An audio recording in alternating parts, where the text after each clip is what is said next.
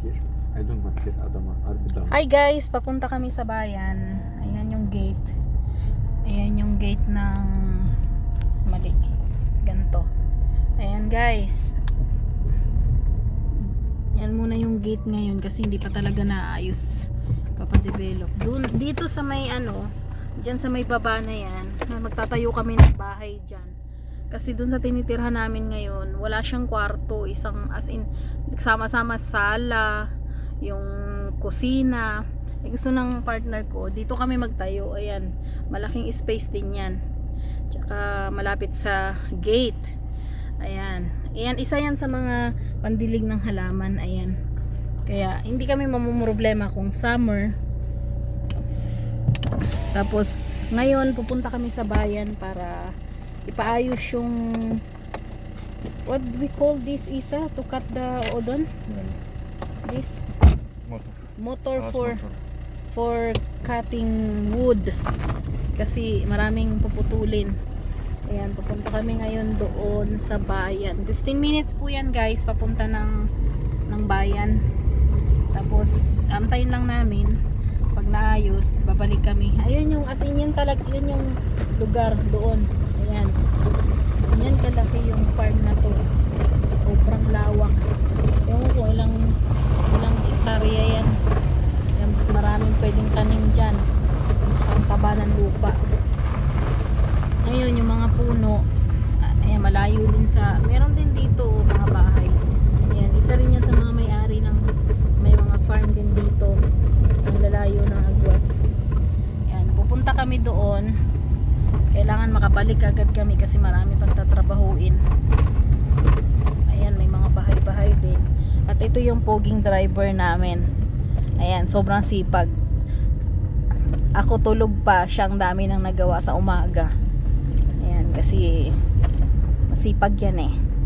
Ayan. Ngayon lang din ako sumama, kahapon hindi ako sumama sa bayan kasi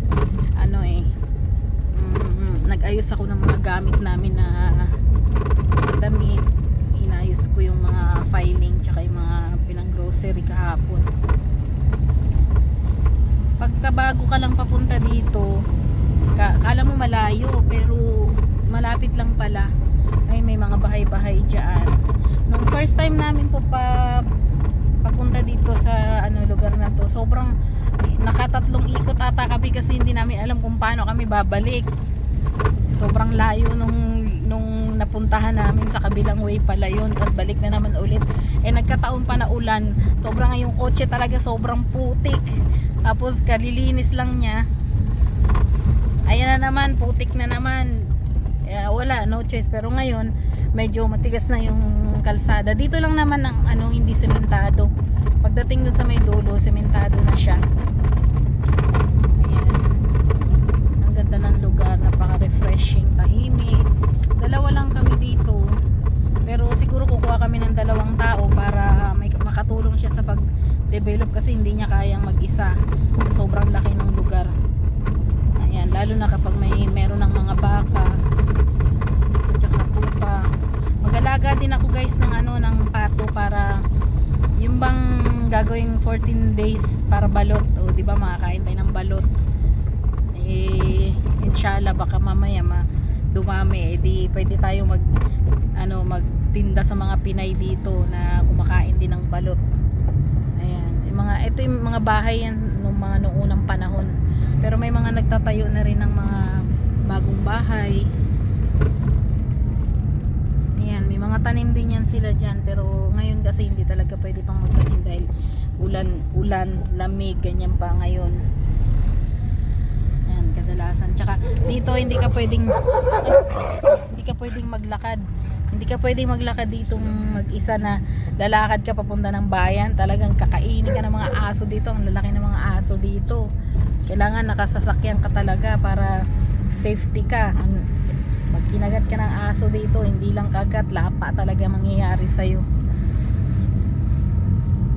Guys, ang ganda ng lugar oh. Para lang din siyang yung isang farm namin doon sa Samson, yung sa Findok. Ganon din siya, ganon din yung lugar. Kaso ang mga tanim kasi doon is Findok lang talaga, Findik. Dito mga gulay, mga pananim na palengke, pero pwede rin magtanim ng mga gulay na para dyan sa Pinas, galing dyan sa Pinas. Meron din akong hinihingi ko sa friend ko, itry kong i-seedling yun para kahit pa paano meron akong maani din na gulay na galing na gulay natin. Kasi kung dito lang parang more in kasi sila laman, yung ang dahon nila ilan lang, yung dahon na hindi katulad sa atin na may mga talbos, may pechay din sila dito kaso matigas yung grano ng dahon niya.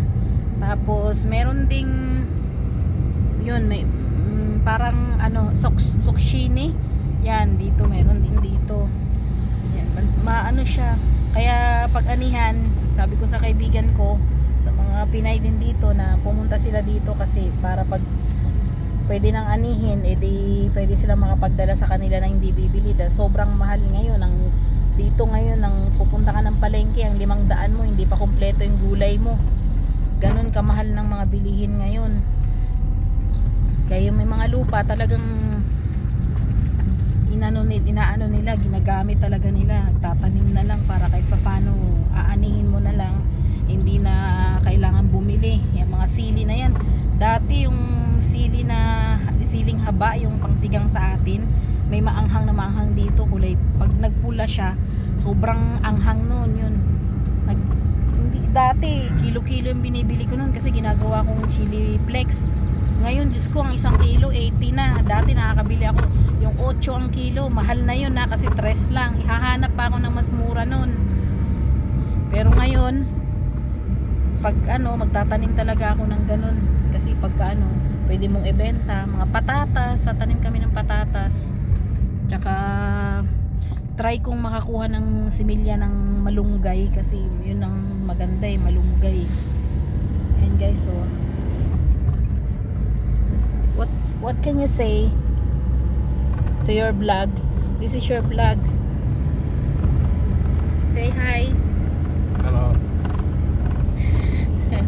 Hindi pa siya sanay mag-vlog kasi ayun, sila nagbungkal na dito na inano na ng traktor yan. Kami mag-start pa lang kasi bumili kami ng traktor, sabi parang 3 days ata bago pa dumating sa yung pambungkal ng lupa. Ayun so ayun yung mga bahay-bahay din, may mga farm din yan sila dyan. Okay, hanggang dito na lang guys. Update ko kayo pag nasa bayan na kami. Bye bye.